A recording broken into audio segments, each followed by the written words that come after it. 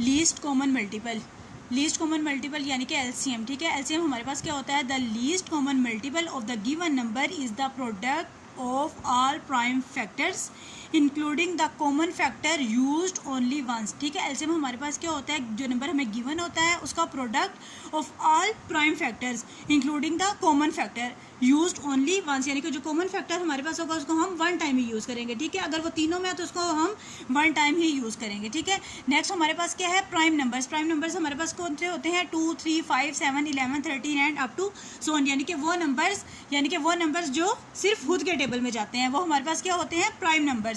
Next हमारे पास क्या है, कंपोजिट नंबर्स। कंपोजिट नंबर्स हमारे पास क्या होते हैं, 4, 6, 8, 9, 10, 12, 14, 15 and up to so on, यानी कि कंपोजिट नंबर वो होते हैं कि जो खुद के टेबल में भी जा रहे हो और एटलीस्ट कोई एक टेबल हो जो किसी और टेबल पे भी जा रहे हो, ठीक है। यानी कि 1 पे तो जाए, 1 के टेबल पे तो वो आएंगे ही आएंगे, ठीक है। अपने टेबल पे भी आएंगे और एटलीस्ट एक जो है वो टेबल पे वो जा रहे हो, ठीक है। यानी कि इसकी हमारे पास डेफिनेशन क्या होगी, ये देखो, a composite number is a positive integer, ये हमारे पास क्या होते हैं, पॉजिटिव इंटीजर होते हैं, ठीक है। कंपोजिट नंबर हमारे पास क्या होते हैं, positive integer that can be formed by multiplying to smaller positive integer equivalently. It is positive integer that has at least one divisor other than 1 and it's self, ठीक है। इसका क्या हो, कम से कम एक डिवाइजर इसका क्या होना चाहिए 1 एंड इट्स सेल्फ, यानी कि 1 और खुद के अलावा, ठीक है। अब देखो यहाँ पे हमारे पास क्या, प्राइम नंबर और कंपोजिट नंबर, ठीक है। हम देखेंगे 2 हमारे पास क्या है, प्राइम नंबर, 3 क्या है, प्राइम नंबर, कंपोजिट क्या है, 4 क्या है, कंपोजिट नंबर, ठीक है।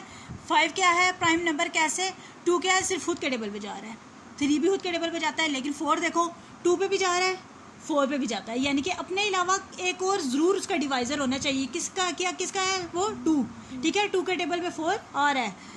नेक्स्ट हमारे पास देखो क्या है, 5 खुद के टेबल पे जाएगा, यानी कि खुद पे आता है, वो क्या है, prime numbers.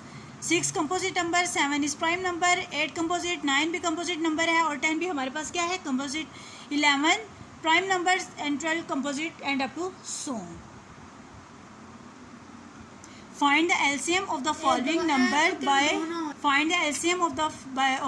number by using prime factorization method, ठीक है। हमारे पास नंबर क्या है, 12, 8 एंड 18 एंड 27। 12 के टेबल पे हम इसका 12 का एलसीएम लेंगे, 18 का एलसीएम लिया, 27 का एलसीएम लिया, ठीक है। 2 6 are 12, 2 3 are 6 and 3 1s are 3। Similarly हमने 18 का भी एलसीएम लिया एंड 27 का भी एलसीएम। अब हमने एलसीएम कैसे फाइंड करना है, एलसीएम हम फाइंड करेंगे, ठीक है। 12 का हमारे पास क्या है, 2 क्रॉस 3, 18 का हमारे पास ये है और 27 का ये एलसीएम है, ठीक है। अब एलसीएम हमारे पास क्या होता है, common factor multiply non common factor या अनकॉमन फैक्टर, ठीक है।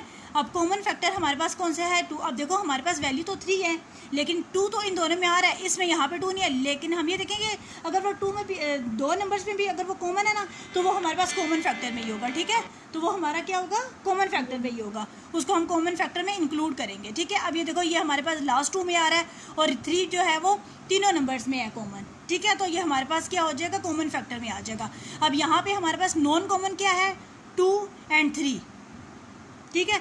अब हमने मल्टीप्लाई करना है, कॉमन फैक्टर हमारे पास क्या हो गया, 2 क्रॉस 3 और नॉन कॉमन 2 क्रॉस 3। अब इन सब को हम क्या करेंगे, मल्टीप्लाई करेंगे तो हमारे पास क्या आ जाएगा, एलसीएम आ जाएगा।